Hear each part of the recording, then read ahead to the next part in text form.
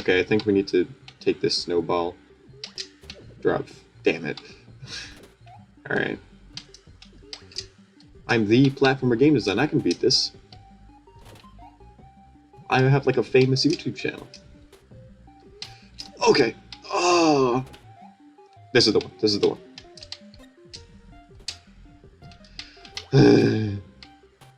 Alright.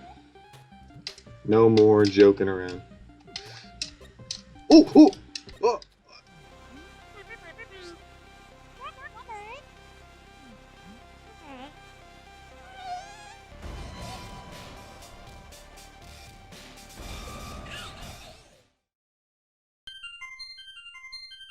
What you just saw was my past self playing Celeste 2.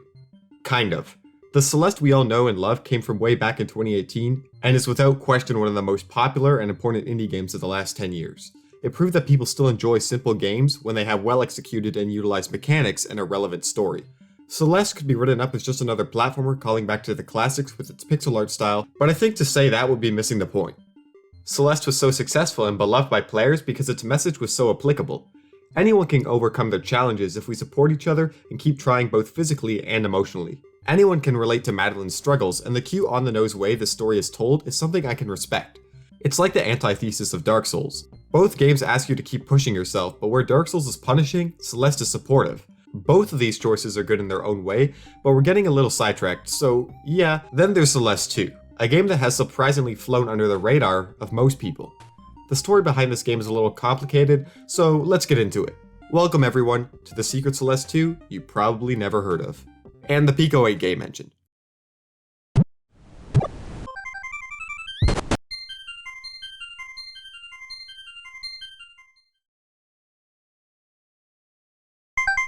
The Pico 8 game engine is kind of hard to explain in a short, simple way, but it's basically a digital old-school console that anyone can code with and make games for. It has its own modified coding language and sound editor, but also has some limitations at the cost of its accessibility and old-school homage. If you think that sounds cool and want to learn more, I'll link some resources in the description.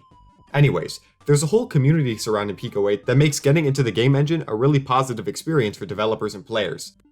Because of course game making is only half the fun. There are hundreds of games to play, online, made within the Pico 8 engine that you can play, the most famous of these being Celeste. Kind of. Celeste fans will already be familiar with the Secret Celeste classic minigame that can be found in Chapter 3.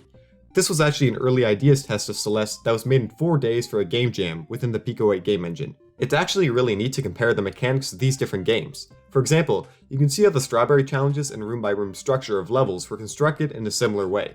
We can see these balloons were replaced with the dash crystals, and Madeline's hair turns green instead of pink for the final level. So that's how Celeste Classic works, but what about Celeste 2? Celeste 2 was made as a surprise sequel to the original Pico 8 game for the 3rd anniversary of Celeste. It was made in an even shorter time period of 3 days by the original developers and Lena Raine, who came back to do the music, which does not need to hit as hard as it does. The main theme is the track you're hearing in the background, and even within the confines of Pico 8's music editor, it's truly impressive. So that's the positive and inspiring story of Celeste Classic 2's development, but let's talk about the specifics of the game. A mini review, if you will. So remember at the start of this video when I said that Celeste was the opposite of Dark Souls, and you all rolled your eyes up into your skulls with the thought that not everything has to be related to Dark Souls all the time? Well, Celeste 2 is basically Dark Souls, with a grapple hook. Every good game has a grapple hook. The biggest change in this sequel is the new protagonist, Lani, with the game's narrative and levels focusing on her trek across the mountain. It's right in the title. Unlike Madeline, Lani doesn't have a magical dash that can save her from pitfalls. Instead, she has to use a trusty grappling hook found when she falls off the path. Structurally, these games are basically the same. You get a movement power-up that remains the core of the game, and each level adds new environmental mechanics with the core ability in mind. And that isn't a bad thing. It's a good way to add variety to shorter experiences like this. Believe it or not, Madeline couldn't climb in Celeste Classic, which makes Celeste 2 an overall more mechanical experience. This comparison is reminiscent of Shovel Knight vs Plague Knight's campaigns, but Celeste is obviously more focused on the platforming. At first I found these controls to be incredibly irritating, and looking back I can understand why that is. First thing is that I went into this game with the mindset of playing it like Celeste. The game handles very differently, and it's just flat out more difficult.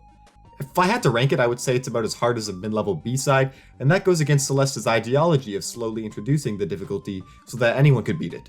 It's why I only half-jokingly said the game was like Dark Souls, because once I went in with the mindset that the game was about experimentation and pushing yourself, I started to really enjoy mastering the movement.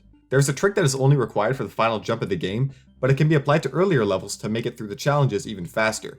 In fact, before writing this section of the script, I took a break to play through the whole game again, just because its movement is so addictive to experiment with. By the way, let's talk about length. I finished the game in under 30 minutes, but I beat it in 10 the second time through, so take that as you will. In my opinion, I was satisfied with how far each gameplay element was explored and didn't crave more by the end of the experience. And let's talk about those level mechanics briefly. The mountain is covered in spiky pits, but Celeste 2 introduces 3 mechanics that utilize the grapple hook in smart ways. These hooks are the easiest to understand. They can be grappled for long swings across gaps, and eventually you'll have to go back and forth between them for some precision perfection. These snowballs aren't incredibly well explained, but they are objects that give you a bounce over spikes. They can also be held and thrown with the grapple hook, but will damage you if you're hit. These grew on me over the course of my playthrough. Finally, there are these springs that give you a higher bounce. They can also be grabbed and thrown, which leads to some tough challenges in the final level. All these mechanics made Celeste 2 an experience that never became boring to play, which is all I could ever want in this free-to-play game. Yes, you can play Celeste Classic and Celeste Classic 2 with Pico 8 on your browser. I'll leave links in the description.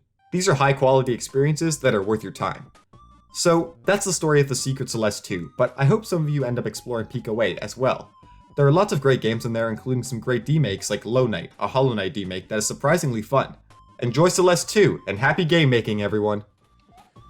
Okay. Oh! No!